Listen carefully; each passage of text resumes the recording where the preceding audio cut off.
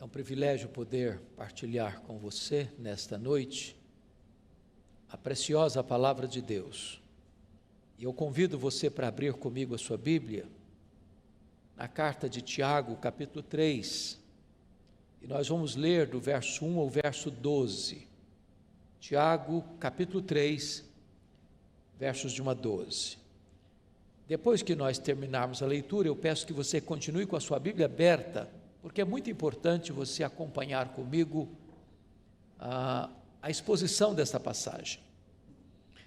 Tiago diz assim: meus irmãos, não vos torneis muitos de vós mestres, sabendo que havemos de receber maior juízo, porque todos tropeçamos em muitas coisas.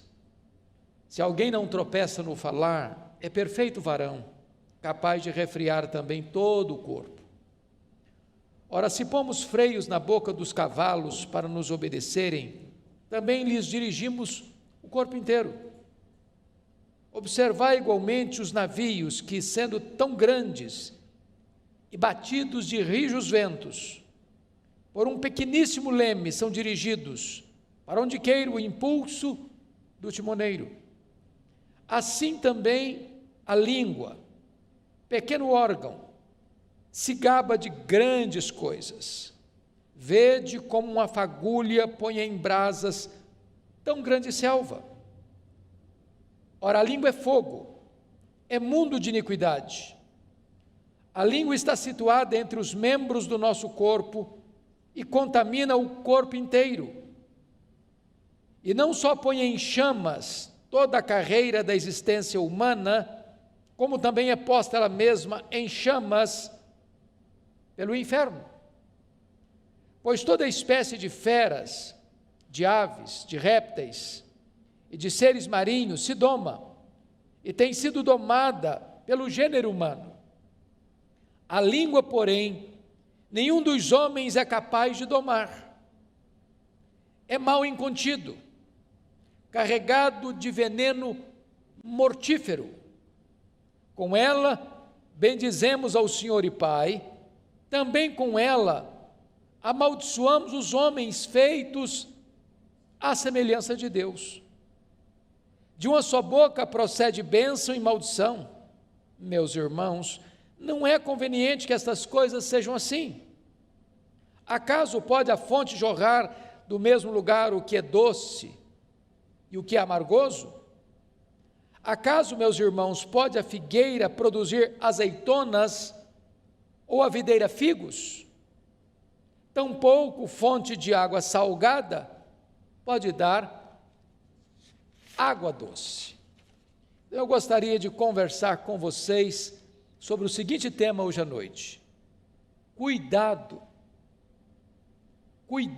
com as suas palavras. Bom, esta carta foi escrita por Tiago. É preciso prestar atenção que este Tiago aqui não é o Tiago apóstolo, irmão de João, porque aquele foi morto em Jerusalém, por ordem de Herodes Agripa I. Este Tiago aqui é o Tiago irmão de Jesus, filho de Maria, que foi um dos líderes da igreja de Jerusalém. Este Tiago era um dos colunas da igreja de Jerusalém.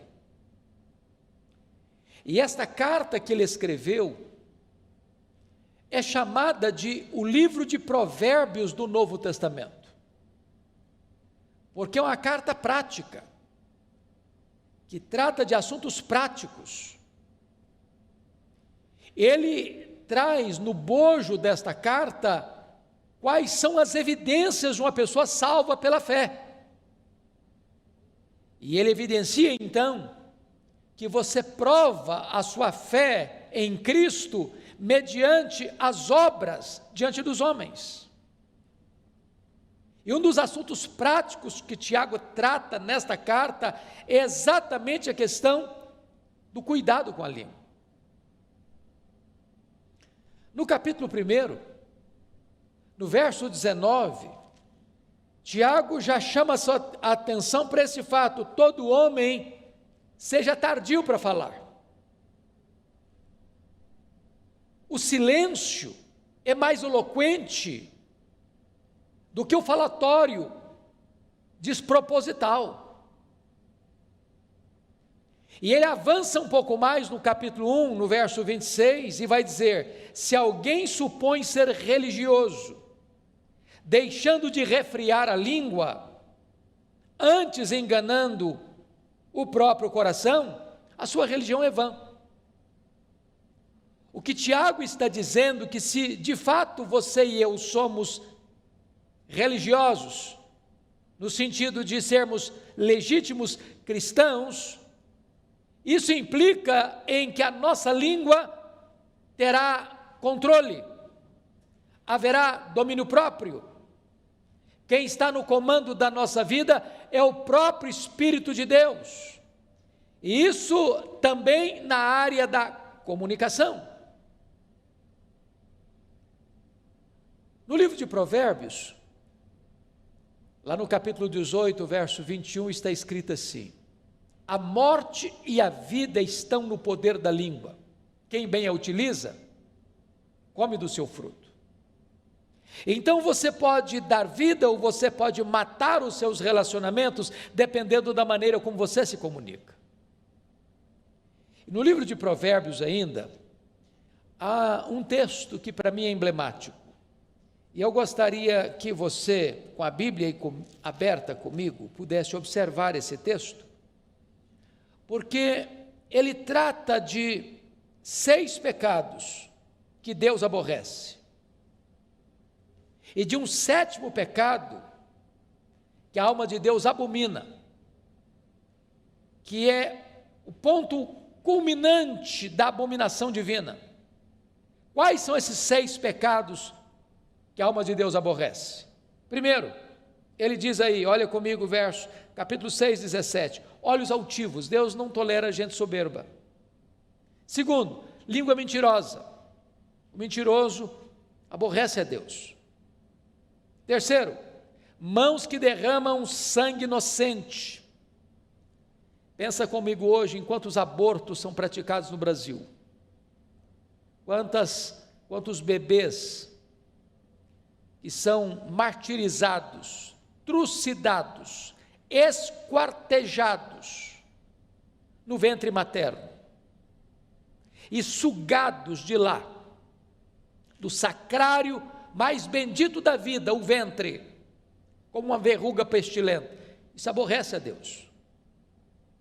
Depois o texto diz, em 4º lugar, coração que trama projetos iníquos, gente que fica maquinando mal. Deus aborrece isso. Depois Deus diz, pés que se apressam a correr para o mal, gente que não só concebe, mas tem pressa para praticar o mal. Deus aborrece isso. 6º lugar, testemunha falsa que profere mentiras, que inverte os fatos. Deus aborrece isso. Mas o 7º pecado que a alma de Deus abomina, preste atenção, é este: o que semeia contendas entre irmãos. O que eu fico impressionado é que Deus diz que esse pecado é mais grave aos seus olhos do que o assassinato. Já pensou nisso? Pessoas que jogam um irmão contra o outro, pessoas que usam a sua língua para provocar contendas, brigas, discórdias, dissensões, que maculam a imagem do seu irmão diante de outro irmão, para destruir a sua reputação. A Bíblia diz que Deus abomina isso. Deixa eu lhe dar um exemplo.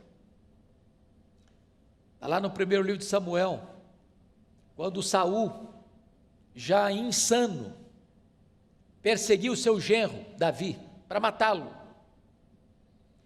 E diz a Bíblia que nessas fugas de Davi, não porque Davi tivesse medo do seu sogro, ou porque Davi fosse covarde, Davi tinha consciência de que não podia atentar contra o seu sogro, vingar-se do seu sogro. Então, certa feita, ele passou por Nobe, onde havia uma comunidade de sacerdotes, e Davi foi acolhido ali por eles. E um indivíduo chamado Doeg dê um relatório tendencioso, malicioso, maledicente a Saul.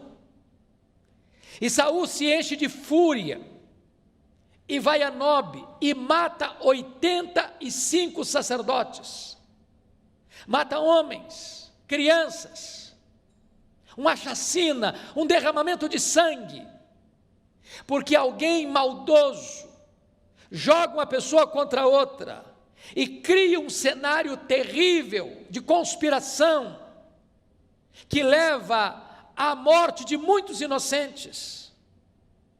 A língua é perigosíssima.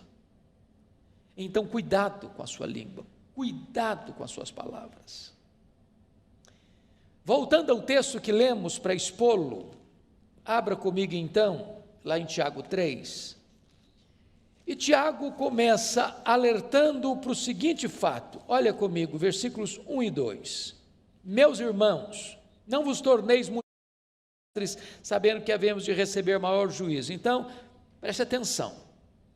Quanto mais alta a posição que você tiver, mais de você será exigido.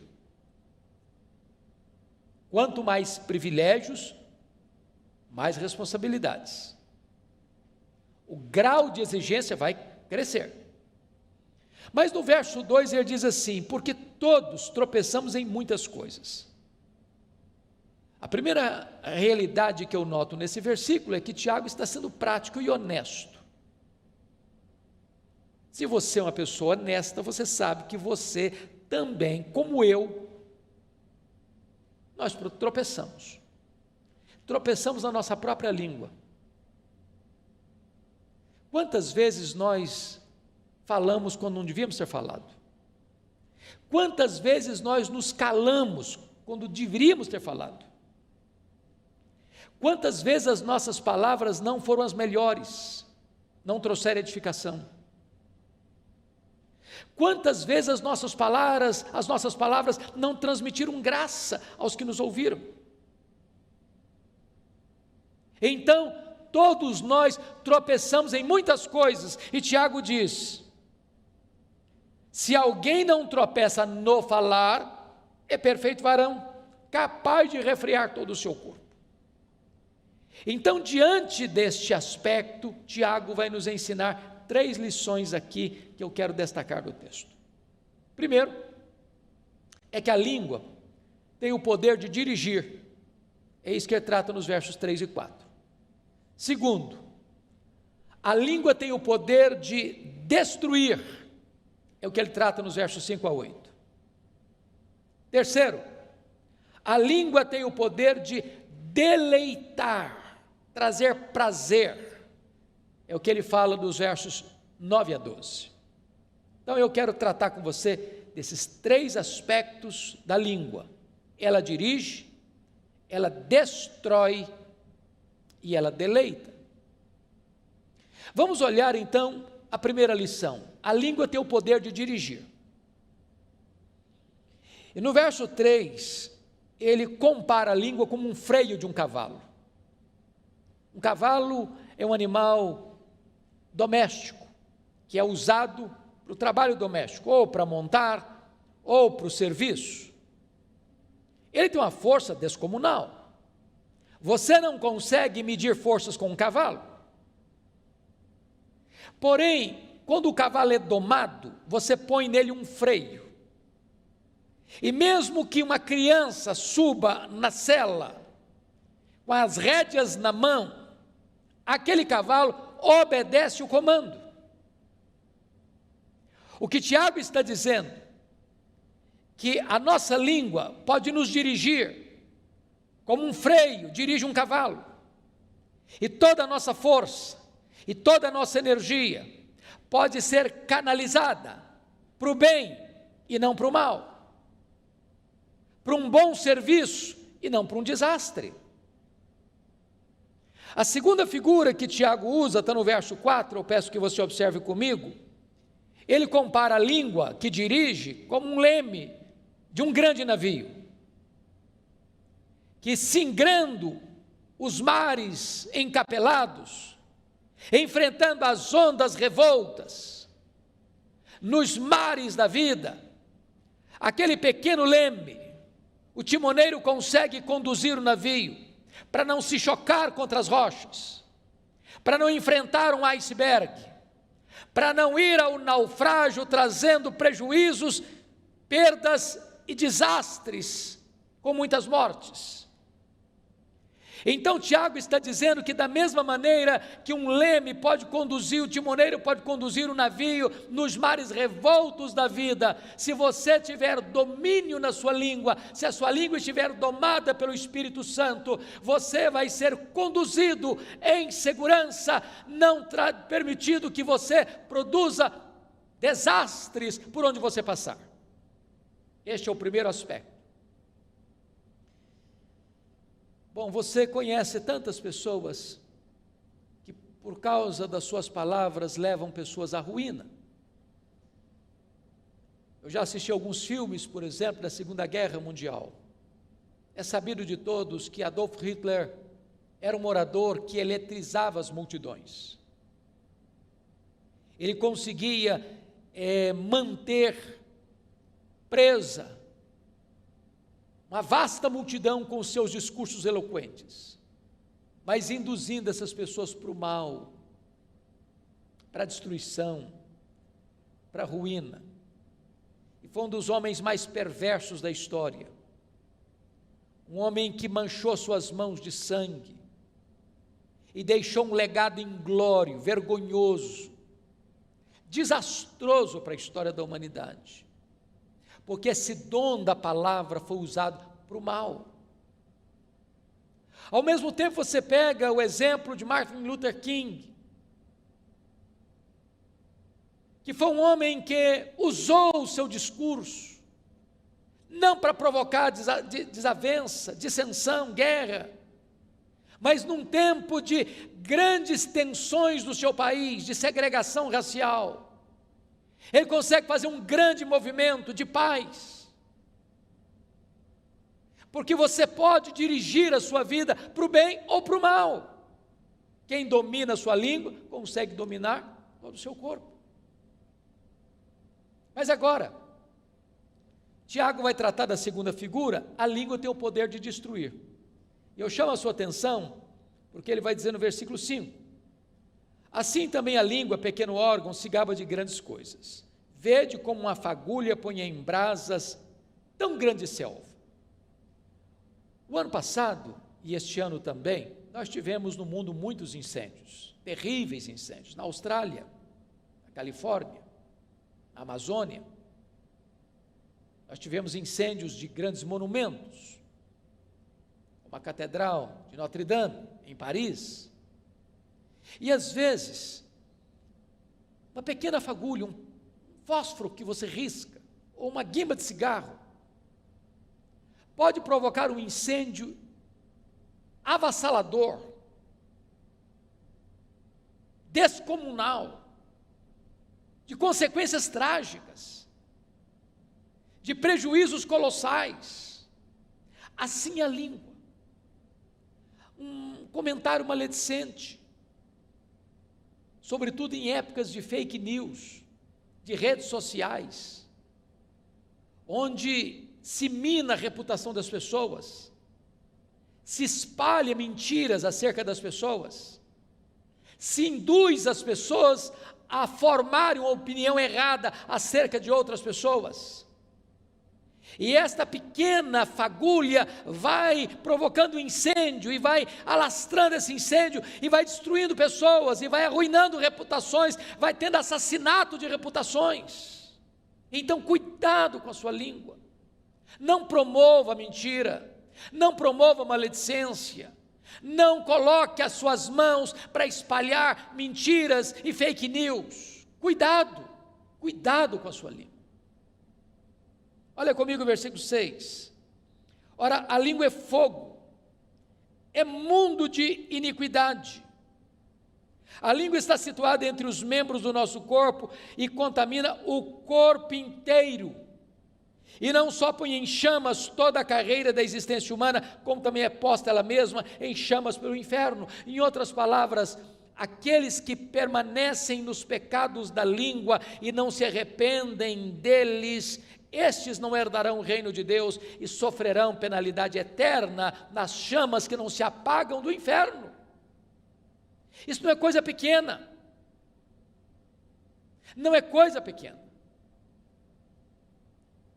Nós já falamos aqui à luz de Provérbios 6, que este é o pecado que a alma de Deus abomina. Mas deixa eu dizer algo para você ainda. Além da língua ser perigosa, porque é como um fogo destruidor, agora veja comigo no verso 7, que Tiago vai dizer que a língua também é indomável. Pois toda espécie de feras, de aves, de répteis e de seres marinhos se doma e tem sido domada pelo gênero humano. Então, as aves, os animais da terra e os peixes do mar, os voláteis, os anfíbios, os peixes e os animais que rastejam pela terra, todos podem ser domados, todos, e domados pelo homem. Agora olha comigo, por gentileza, o verso 8. A língua, porém, nenhum dos homens é capaz de domar. E Tiago prossegue, é mal incontido. É mal incontido. Eu não sei quanto a você, mas eu reconheço tantas vezes a minha insensatez. E às vezes eu fico com vergonha de mim mesmo.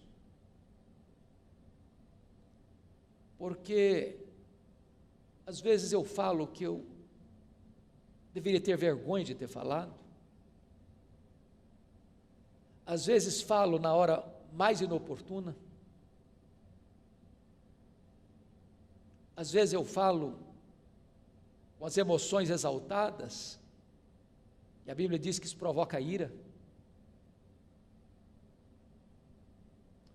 Às vezes eu contribuo para que as pessoas sejam mal faladas, ou me omitindo, ou contribuindo para isso. E eu preciso admitir, à luz do diagnóstico do texto bíblico, que de fato a língua é um mal incontido, e uma fera enjaulada atrás dos nossos dentes, que até hoje não conseguiu ser domada.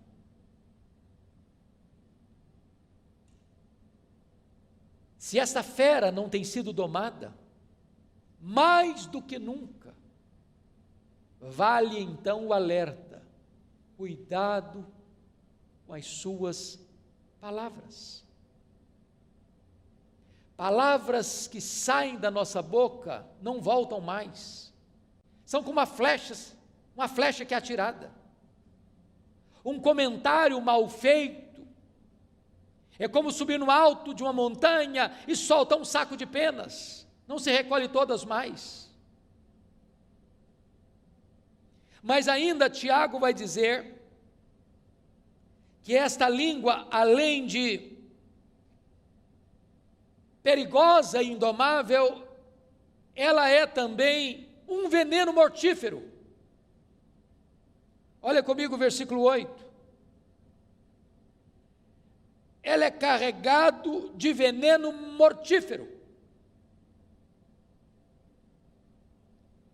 E esse veneno é pior que o veneno de uma cobra. Porque o veneno da cobra é o próprio Deus quem coloca nela. Mas esse veneno da língua não é Deus quem coloca. É a malignidade do nosso pecado. É a inclinação da nossa carne que é inimizade contra Deus. E quantas vezes esse veneno letal, mortífero, tem sido a causa de tantas desavenças, de tantas separações, de tantos divórcios, de tantas famílias divididas. de tantas igrejas em conflitos, de tantos relacionamentos desfeitos, de tantas inimizades estabelecidas, de tantas guerras promovidas, de tanto derramamento de sangue. Cuidado com as suas palavras. Mas Tiago avança um pouco mais para nos informar algo tremendo nesse texto, é que a língua também é incoerente. Incoerente. É o que vai dizer dos versos 9 a 12. No verso 9 ele diz: com ela bendizemos ao Senhor e Pai, também com ela amaldiçoamos os homens feitos à imagem e semelhança de Deus. Meus irmãos, quantas vezes você acaba de sair de um culto devocional, onde você cantou hinos, fez orações, proclamou a palavra de Deus, e às vezes até mesmo dentro do pátio da igreja, após o serviço sagrado, a conversa muda, o assunto muda, um irmão fala mal do outro, um irmão critica o outro, um irmão joga o irmão contra o outro. Ao mesmo tempo que com esta língua eu louvei a Deus, com a mesma língua, daqui a pouquinho eu já estou falando mal do meu irmão que foi feito à imagem e semelhança de Deus. Que incoerência! E Tiago então vai fechar, e eu termino também, com mais duas figuras. No verso 11, ele vai dizer que a língua é como uma fonte. Acaso pode a fonte jorrar do mesmo lugar o que é doce, o que é amargo? E depois a última figura que ele usa é a figura do fruto, no verso 12. Acaso, meus irmãos, pode a figueira produzir azeitonas, ou a videira figos? Olha que coisa interessante. Você já viu isso? Você já foi numa fonte? Você vai lá hoje, a água é doce. Aí você volta no outro dia, a água está salobra. Aí você volta no terceiro dia e ficou doce de novo. Você volta no quarto dia, está salgada. Não existe isso. Ou a fonte é salobra, ou é água doce, ou é água boa, ou é água ruim. Você já parou para perceber na linguagem dele aqui? Você já viu, por exemplo, um pé de figo produzir azeitona? Ou você já viu uma videira que tem que produzir uva, produzir figo? Você nunca viu isso? Não tem essa incoerência no mundo vegetal? E Tiago diz, mas esta incoerência está em nós. Por isso ele termina assim: tampouco, acaso, meus irmãos, pode a figueira produzir frutos azeitonas, figos? Tampouco fonte de água salgada pode dar água doce. E ele conclui na sua palavra preciosa, no verso 10, de uma só boca procede bênção e maldição. Meus irmãos, não é conveniente que essas coisas sejam assim. Bom, eu sei que diante dessa exortação de Tiago, nenhum de nós pode estufar o peito, dizer, esse problema não é comigo, esse pecado aí eu não enfrento, eu não tenho.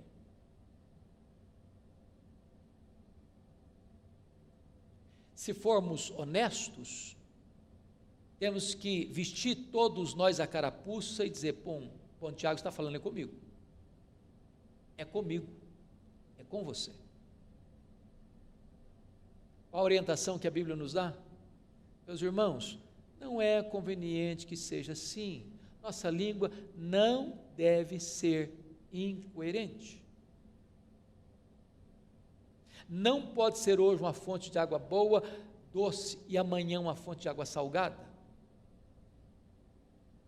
Não pode hoje esta fonte, conforme diz o verso 10, proceder dela bênção, e amanhã a mesma fonte proceder maldição. Então peço a sua vênia, para encerrar, lendo um texto da Bíblia com você, que é Efésios capítulo 4, verso 29, e aqui com a leitura desse texto eu encerro. Olha o que Paulo vai nos ensinar sobre este assunto. Efésios 4, 29, ele diz assim: não saia da vossa boca nenhuma palavra torpe, palavra suja, e sim, unicamente, a que for boa para edificação. Se não é para edificação, fica calado. E ele diz mais, conforme a necessidade. Tem hora que não é hora de falar, não, é hora de ficar calado mesmo, só se for necessário. E ele diz mais, e assim transmita graça aos que ouvem. Ou seja, a minha palavra precisa ser abençoadora, precisa melhorar o ambiente, precisa trazer alegria, precisa trazer restauração, precisa costurar a unidade, precisa construir pontes em vez de cavar abismos. Então que Deus nos ajude, que Deus tenha misericórdia de nós, e fica aqui o alerta.